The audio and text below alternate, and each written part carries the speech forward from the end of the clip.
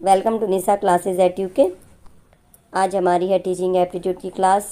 और ये क्लास जैसा कि आप सभी जानते हैं आपके अपकमिंग एग्ज़ाम से डीएलएड का एंट्रेंस है। आप लेक्चर लिसनिंग दे रहे होंगे या टीटी वगैरह जो भी आपके टीचिंग एग्ज़ाम है वहाँ पे ये एक इम्पॉर्टेंट पार्ट हो जाता है हमारा शिक्षण अभिरुचि या टीचिंग एप्टीट्यूड। ठीक है, तो आज हम जो क्वेश्चन करेंगे वो 20 के आसपास क्वेश्चन करने वाले हैं। ठीक है, सभी क्वेश्चन को ध्यान से देखिएगा। और मोस्टली इसमें जो क्वेश्चन है वो क्या है, बार बार एग्जाम में पूछे जाने वाले क्वेश्चन है। चलिए पहला क्वेश्चन देख लेते हैं। भाषा शिक्षण की प्रथम कक्षा किसे माना जाता है? पूर्व प्राथमिक शिक्षा को, प्ले स्कूल को, घर को या इनमें से सभी? आपने देखा होगा छोटे बच्चे घर पे भी भाषा सीखते हैं। अगर उन्हें प्ले स्कूल में डाला जाए तो प्ले स्कूल में भी क्या होता है, माहौल बिल्कुल घर जैसा ही होता है। और पूर्व प्राथमिक शिक्षा से पहले की शिक्षा होती है ना, जो पूर्व प्राथमिक शिक्षा, वहाँ पे भी क्या है, भाषा बच्चों को स्टार्टिंग वहाँ पे भाषा की कराई जाती है। तो इस प्रकार आपका पूर्व प्राथमिक शिक्षा, प्ले स्कूल और घर, ये तीनों की तीनों को क्या कहा जाता है, भाषा शिक्षण की प्रथम कक्षा माना जाता है। तो इनमें आंसर आ जाएगा ऑप्शन डी, इनमें से सभी। अगर यहाँ पर प्ले स्कूल और पूर्व प्राथमिक शिक्षा नहीं होता और कुछ अदर ऑप्शन होते तो घर को इसमें सबसे पहले आंसर दिया जाता है। लेकिन यहाँ पे जो प्ले स्कूल और पूर्व प्राथमिक शिक्षा है वो भी क्या है, भाषा शिक्षण की प्रथम कक्षा माने जाते हैं। ठीक है, तो यहाँ पर आपका आंसर हो जाता है इनमें से सभी।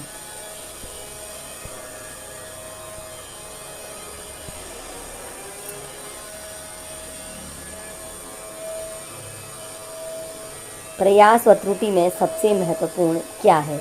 अभ्यास, प्रेरणा, लक्ष्य या वाद विवाद? आपने देखा होगा प्रयास व त्रुटि के सिद्धांत, सीखने के कुछ सिद्धांत दिए थे आपने, सिद्धांत है आपके पास। तो एक है उनमें प्रयास व त्रुटि का सिद्धांत। उनमें सबसे महत्वपूर्ण क्या है? अभ्यास, प्रेरणा, लक्ष्य या वाद विवाद? तो यहाँ पर जो सबसे महत्वपूर्ण है प्रयास व त्रुटि में वो है आपका लक्ष्य। ठीक है, तो प्रयास व त्रुटि के सिद्धांत में सबसे महत्वपूर्ण आपका हो जाता है लक्ष्य। चलिए नेक्स्ट क्वेश्चन। शिक्षक को गृह कार्य की जांच करनी चाहिए। बच्चों को जो होमवर्क दिया जाता है तो शिक्षक को उसकी जो जांच है वो कब करनी चाहिए? कभी कभी, कभी नहीं, नियमित या जब छात्र कहे। तो शिक्षक को गृह कार्य की जांच करनी चाहिए, ये हो जाएगा आपका नियमित। ठीक है, जब नियमित रूप से जांच करेंगे तो बच्चों के नियमित रूप से हमें फीडबैक प्राप्त होगा, वो सीख रहे हैं नहीं सीख रहे हैं, बच्चे अपना होमवर्क कर रहे हैं या नहीं कर रहे हैं। तो इसके लिए ज़रूरी क्या है, आपको शिक्षक को गृह कार्य की नियमित जांच करनी चाहिए। नेक्स्ट है, बुरी आदतों को सुधारा जा सकता है। किसी बच्चे में बुरी आदत है तो कैसे सुधारेंगे? डांट टपटकट, दोषारोपण द्वारा, अनुबंधन द्वारा या इनमें से सभी? तो यहाँ पे जो सही आंसर हो जाएगा आपका कि जो बच्चे की बुरी आदतें हैं उन्हें हमें कैसे सुधारना है। ठीक है, तो छोटे बच्चे जो हैं या बड़े बच्चे हैं उनकी बुरी आदतों को हम कैसे सुधारेंगे? आंसर हो जाएगा यहाँ पे आपका अनुबंधन द्वारा। आपने पढ़ा होगा क्रिया प्रसूत अनुबंधन और क्लासिकल कंडीशनिंग, इस प्रकार। तो हम कंडीशनिंग या अनुबंधन द्वारा बुरी आदतों को सुधार सकते हैं। ठीक है, चलिए आगे बढ़ते हैं। नेक्स्ट क्वेश्चन है, समाज मिति तकनीक का प्रयोग किया जाता है। 4 ऑप्शन है, आर्थिक स्तर की जांच में, समाज के सर्वेक्षण में, सामाजिकरण की जांच में या इनमें से सभी? तो जो आपकी समाज मिति तकनीक होती है इसका प्रयोग कहाँ किया जाता है? तो इसका प्रयोग किया जाता है यहाँ पर, जो आंसर हो जाता है सामाजिकरण की जाँच में। ठीक है, तो सवाल आपको थोड़े से अलग लग रहे होंगे लेकिन ये सवाल आपके टीचिंग एप्टीट्यूड से रिलेटेड ही क्वेश्चन है। ठीक है, तो समाज में तकनीक जो होती है उसका यूज़ कहाँ करते हैं? समाजीकरण की जांच में। समाजीकरण हुआ है या नहीं हुआ है, सोशलाइजेशन की जांच में। एक प्रभावी शिक्षक के लिए आवश्यक है कि वह उच्च जाति से संबंधित हो, उसका उच्च सामाजिक आर्थिक स्तर हो, वह संप्रेषण में निपुण हो या वह कठोर हो। तो एक प्रभावी शिक्षक के लिए यह आवश्यक हो जाता है कि उच्च जाति से संबंधित होना आवश्यक नहीं है, उच्च सामाजिक आर्थिक स्तर भी जरूरी नहीं है, बल्कि और कठोर तो बिल्कुल भी ज़रूरी नहीं है। अगर शिक्षक संप्रेषण में निपुण है, कम्युनिकेशन स्किल उसका अच्छा है, तो शिक्षक क्या हो जाता है? प्रभावी कहा जा सकता है। तो प्रभावी शिक्षक के लिए आवश्यक क्या है कि वह संप्रेषण में निपुण हो। चलिए आगे बढ़ते हैं। नेक्स्ट क्वेश्चन, शिक्षा मनोविज्ञान का संबंध किससे नहीं है? मानव व्यवहार का अध्ययन, मानसिक प्रक्रियाओं का अध्ययन, सीखने के तरीकों का अध्ययन या संचार माध्यमों का अध्ययन? तो जो शिक्षा मनोविज्ञान का संबंध है हमें बताना है किससे नहीं है। मानव व्यवहार से संबंध है, मानसिक प्रक्रियाओं से है, सीखने के तरीकों से है, लेकिन संचार माध्यमों के अध्ययन से संबंधित नहीं है आपका शिक्षा मनोविज्ञान। जब यहाँ इसका मतलब मानव व्यवहार, मानसिक प्रक्रियाएं और सीखने के तरीके, इन तीनों के अध्ययन से संबंधित क्या है आपका शिक्षा मनोविज्ञान। चलिए नेक्स्ट क्वेश्चन। वृद्धि को प्रभावित करने वाले कारक हैं पर्यावरण, स्वास्थ्य, आहार या इनमें से सभी। ठीक है, जो वृद्धि है, वृद्धि को प्रभावित करने वाले कारक कौन कौन से हैं। एक होता है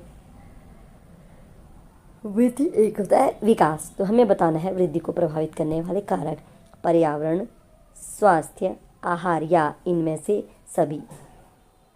तो यहाँ पर आपका आंसर हो जाता है ऑप्शन नंबर डी, यानी वृद्धि को प्रभावित करने वाले कारक हैं पर्यावरण, स्वास्थ्य और आहार। ठीक है, चलिए आगे बढ़ते हैं। Next question. अधिगम के लिए क्या आवश्यक है। अधिगम यानी लर्निंग यानी सीखना, क्या आवश्यक है। स्वानुभव, स्वचिंतन, स्वक्रिया या ये सभी। तो जो अधिगम है उसके लिए हमें बताना है लर्निंग के लिए क्या आवश्यक हो सकता है। तो यहाँ पर भी आपका आंसर हो जाता है ऑप्शन नंबर डी, ये सभी। अधिगम के लिए स्वानुभव यानी अपने आप का अनुभव, स्वयं चिंतन करना और स्वक्रिया अपने आप क्रिया करना, अपने आप सोचना और अपने आप अनुभव करना, ये सभी क्या है अधिगम के लिए आवश्यक हैं। ठीक है, जब तक आप स्वयं करेंगे नहीं, स्वयं चिंतन नहीं करेंगे, स्वयं अनुभव नहीं लेंगे, नई आप चीज़ें सीख नहीं सकते हैं।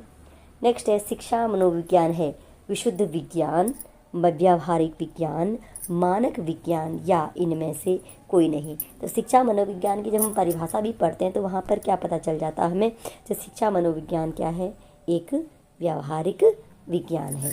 ठीक है, चलिए नेक्स्ट क्वेश्चन। नवीन ज्ञान की प्राप्ति होती है, हमें नवीन ज्ञान की प्राप्ति कैसे होती है। ज्ञान स्थानांतरण के द्वारा, रटने के द्वारा। ज्ञान की प्राप्ति कहाँ से होती है, ज्ञान स्थानांतरण के द्वारा या रट करके नवीन ज्ञान की प्राप्ति हो जाती है, या अनुभव द्वारा नवीन अर्थ ढूंढने के द्वारा, या उपयुक्त में से कोई नहीं। तो जो नवीन ज्ञान है हमें उसकी प्राप्ति कहाँ से होती है, रटने के द्वारा बिल्कुल भी नहीं प्राप्त होती है, ज्ञान स्थानांतरण के द्वारा भी प्राप्ति नहीं होती है, बल्कि अगर हम अनुभव द्वारा नवीन अर्थ ढूंढें तो इसके द्वारा हमें क्या होता है, नवीन ज्ञान की प्राप्ति होती है। अनुभव द्वारा नवीन अर्थ ढूंढने के द्वारा हमें नवीन ज्ञान की प्राप्ति होती है। नेक्स्ट क्वेश्चन है शिक्षण एक प्रक्रिया है, शिक्षक द्वारा अधिगमकर्ता को ज्ञान के स्थानांतरण की, अधिगम को निर्देशित करने की, अनुदेशन देने की, या शिक्षण अधिगम का सरलीकरण करने की। तो शिक्षण से हम टीचिंग कहते हैं, तो टीचिंग प्रोसेस का अर्थ क्या होता है, अधिगम को निर्देशित करने की या अनुदेशन देने की। तो केवल इंस्ट्रक्शन तो शिक्षण नहीं है और केवल ज्ञान का स्थानांतरण भी शिक्षण नहीं है। अब बचे हमारे पास ऑप्शन बी और ऑप्शन डी, अधिगम को निर्देशित करने की या शिक्षण अधिगम का सरलीकरण करने की। तो यहाँ पे जो सबसे बेहतर आंसर है कि शिक्षण जो प्रक्रिया है वो क्या है, शिक्षण अधिगम का सरलीकरण करने की। ठीक है, शिक्षण अधिगम कितने सरल तरीके से टीचिंग लर्निंग प्रोसेस हो उसको हम क्या कहते हैं, आपका शिक्षण प्रक्रिया कहते हैं। अधिगम प्रभावशाली रूप में होता है यदि बच्चे को सीखने के लिए तत्पर किया जाए, बच्चा जो सीखता है उसे दोहराए, बच्चा संतुष्ट अनुभव करे या बच्चा उपयुक्त सभी करे। तो अधिगम जो बच्चे को हम सिखा रहे हैं टीचिंग लर्निंग प्रोसेस में, शिक्षण अधिगम प्रक्रिया में अगर शिक्षण हो रहा है और हम चाहते हैं कि अधिगम प्रभावशाली रूप में हो, तो कैसे अधिगम प्रभावशाली में रूप में होगा। पहली बात है बच्चे को सीखने के लिए तत्पर किया जाए, जो बच्चा सीखता है उसे अगर वो दोहराए और अगर बच्चा संतुष्ट अनुभव करे, तो ये सभी चीज़ें क्या हो जाती हैं, अधिगम, इनमें से अधिगम प्रभावशाली रूप में होता है। यानी यहाँ पे जो ऑप्शन नंबर डी है यह सही आंसर हो जाता है। बच्चा अगर उपयुक्त सभी चीज़ों को करता है तो अधिगम क्या होता है, प्रभावशाली रूप में होता है। ठीक है, चलिए नेक्स्ट क्वेश्चन।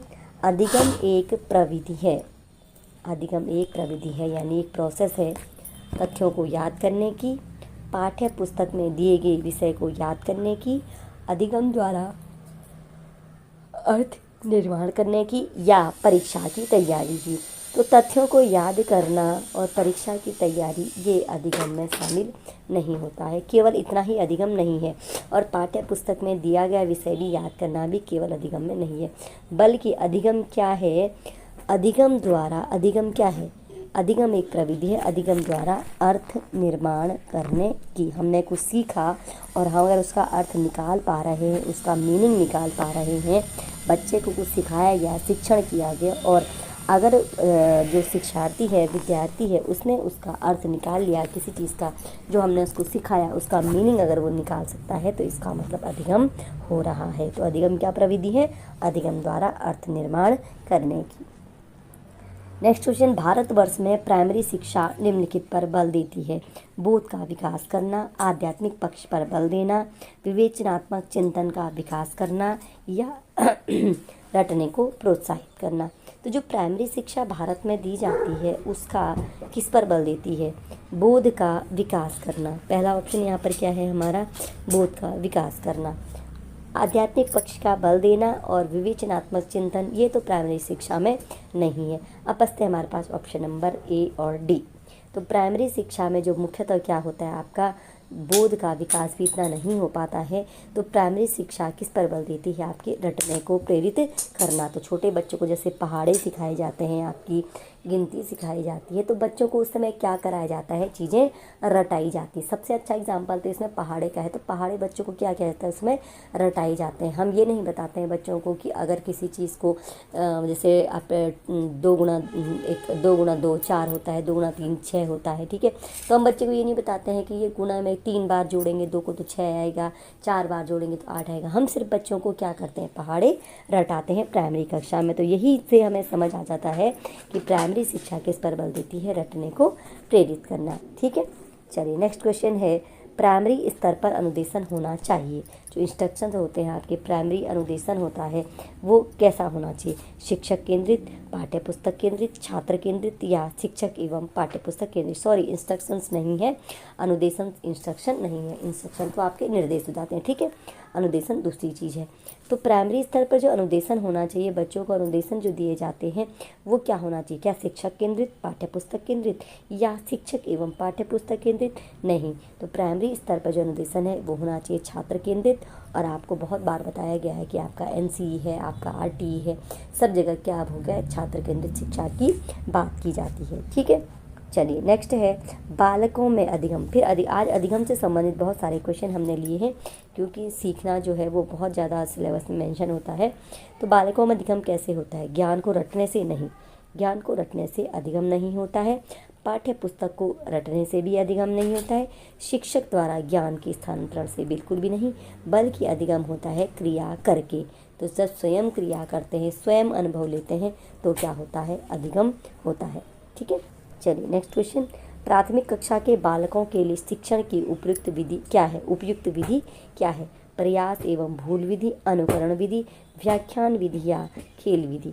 तो जो आपके प्राथमिक कक्षा के बच्चे होते हैं वो कैसे सीखते हैं? तो प्राथमिक कक्षा के बच्चों के लिए जो आपकी सबसे उपयुक्त विधि यहाँ पर हो जाती है वह यह है आपका ऑप्शन नंबर डी, छोटे बच्चों को खेल विधि से सिखाया जाए तो यह शिक्षण की सबसे उपयुक्त विधि है, ठीक है। चलिए, एक उत्तम शिक्षक वह है जो छात्र में वांछित व्यवहारगत परिवर्तन करता है या मौखिक रूप से ज्ञान प्रेषित करता है। ये तो बिल्कुल भी नहीं है जो मौखिक रूप से ज्ञान प्रेषित करता है। सूचना का वर्णन करता है, ये भी आंसर नहीं है। पाठ्यचर्या को संप्रेषित करता है, तो यहाँ पर जो सही आंसर हो जाता है छात्र में वांछित व्यवहारगत परिवर्तन करता है। छात्र के व्यवहार में जो वह परिवर्तन चाहता है वो परिवर्तन अगर शिक्षक कर पाता है तो वह शिक्षक उत्तम शिक्षक है, ठीक है। मौखिक रूप से ज्ञान प्रेषित करना कोई अच्छे शिक्षक की निशानी नहीं है। सूचना का वर्णन और पाठ्यचर्या को संप्रेषित, ये भी अच्छे शिक्षक के गुण नहीं है। तो अच्छा शिक्षक यही हो सकता है, ठीक है। और आज का लास्ट क्वेश्चन है, यदि कोई छात्र असामाजिक व्यवहार का प्रदर्शन कर रहा हो तो शिक्षक को क्या करना चाहिए? कक्षा में कई छात्र होते हैं, स्कूल में कई छात्र होते हैं, वो थोड़ा सा असामाजिक व्यवहार कर रहे हैं, तो शिक्षक को क्या करना चाहिए? क्या उसको शारीरिक दंड देना चाहिए क्या उसके व्यवहार का कारण जानना चाहिए, या उसे उपदेश देना चाहिए, या कक्षा से बाहर निकाल देना चाहिए। तो कक्षा से बाहर निकाल देना समाधान नहीं है, और छात्र को शारीरिक दंड देना भी इसका समाधान नहीं है। अब आते हैं ऑप्शन नंबर बी और सी पे। तो उपदेश दे करके भी छात्र असामाजिक व्यवहार को दोबारा न करे, ऐसा ज़रूरी नहीं है। ठीक है, तो सबसे अच्छा जो हम यहाँ पे जो शिक्षक करेगा वो क्या करना चाहिए, उसे उसके व्यवहार का कारण जानना चाहिए कि शिक्षक किस वजह से, जो छात्र है वो किस वजह से असामाजिक व्यवहार का प्रदर्शन कर रहा है, और उसके बाद क्या करेगा, वो जब व्यवहार का कारण जानेगा तो उसका निदान भी और उपचार ज़रूर करेगा। ठीक है, तो यहाँ पे आज हमने 20 इम्पॉर्टेंट क्वेश्चन करे, और थोड़ा थोड़ा क्वेश्चन का लेवल आप देख रहे होंगे थोड़ा डिफ़िकल्ट होता जा रहा है। और इसके बाद आपके लिए, आपका अगर डीएलएड का एग्ज़ाम दे रहे हैं तो एक मैराथन क्लासेस आएंगी आपके लास्ट में, एक तो जिसमें जितनी भी क्लासेस हमने कराई है उन सभी के क्वेश्चन हम क्या करेंगे, इंक्लूड करेंगे। तब तक आप इन्हें पढ़ते रहिए। चलिए मिलते हैं नेक्स्ट क्लास में।